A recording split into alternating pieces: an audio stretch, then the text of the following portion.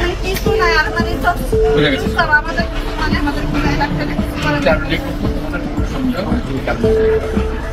আমাদের সব হ্যাঁ টাকার জন্য করতে পারে কিন্তু আমাদের আম্মুর অত টাকাও নাই মানে আমার ওরা তো বলতেছে গাড়িতে বলতেছিল যে টাকার সম্পত্তি আর আমার আম্মুর নানা একটু সম্পদ আছে এরকম ওইটাই বলতেছিল বারবার। 16 সালের অগস্ট মাসে আটক করা হয়।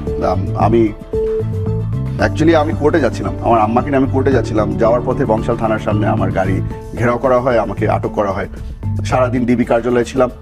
ডিবি কার্যালয় থেকে আমাকে রাতের বেলা চোখ বেঁধে হ্যান্ডকাফ পরিয়ে আমাকে একটা ভাঙা মাইক্রোবাসে করে আয়নাঘরে নিয়ে যাওয়া হয়। তখন তো আর আমি জানতাম না যে আমি কোথায় আছি। পরবর্তীতে বুঝতে পারলাম, এখন আমরা বুঝতে পারলাম যে সে আমাকে আয়নাঘরে আটক করে রাখা হয়েছিল। সম্প্রতি নতুন কিছু আয়নাঘরের সন্ধান পেয়েছে, আর এই আয়নাঘরে পরিদর্শন করতে গিয়েছে উপদেষ্টা নাহিদ এবং প্রধান উপদেষ্টাও গেছে। আর এই আয়নাঘরে অনেকে বন্দী ছিলেন, আর যারা যারা বন্দী ছিলেন তাদের মধ্যে কিছু কিছু লোক এই বর্ণনা দিয়েছেন প্রধান উপদেষ্টার কাছে। এছাড়া জানলে অবাক হবেন, 11 বছরের একটা মেয়ে ছিল, তার মায়ের সাথে ওই আয়নাঘরের মধ্যে তাদের কি নির্যাতন করা হয়েছে তা জানতে পারবে। এছাড়া বিএনপি এক নেতাও ছিলেন ওই আয়নাঘরে, এবং তাকে কিভাবে নেওয়া হয়েছে এবং তার সাথে কি নির্যাতন করা হয়েছে তা জানতে পারবেন আজকের ভিডিওর মাধ্যমে।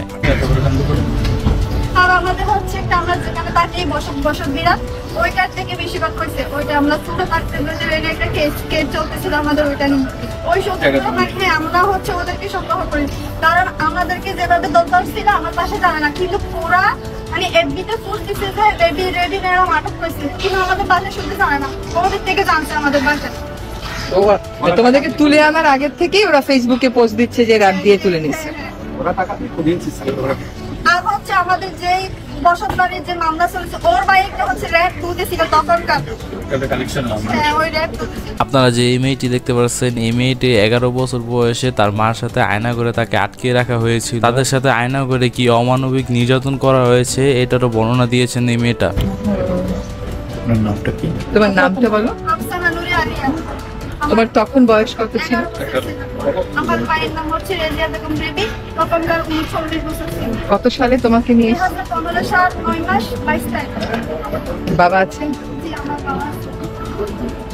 আমার হচ্ছে একটাই কথা, আমার আম্মুকে চাই। আমার মানে যেরকম করে পারেন আমার আম্মুকে একটু আমাদের কাছে ফিরিয়ে দেন। তুমি যাদেরকে সন্দেহ করো তাদেরকে কি এখন গ্রেফতার করেছে? না, ওরা হচ্ছে আরেকটা মার্ডারও করছে, মানে ওরা আমাদের এলাকা হচ্ছে প্রভাবশালী, ওদের চোখে চোখে দিবে না, কেউ কথাও বলতে পারে না। ওরা এখন বাইরে আছে, ঘুরে বেড়াচ্ছে? হ্যাঁ ওরা মার্ডারও করছে আবার ঘুরে বেড়াচ্ছে, মানে ওদের কথা হয়েছে।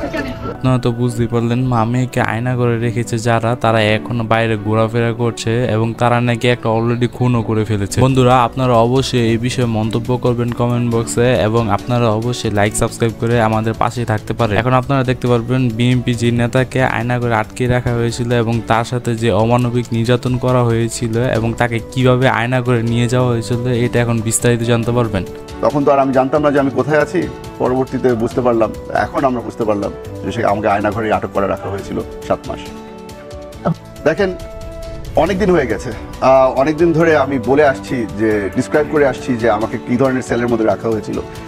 আজকে যখন সবাই মিলে গেলাম ওখানে, সবাই গিয়ে অন্তত একটা জিনিস আমি বলতে পারবো যে দেখেন যেই ডিসক্রিপশনটা দিয়েছিলাম ওটা একদম 100% অ্যাকিউরেট ছিল।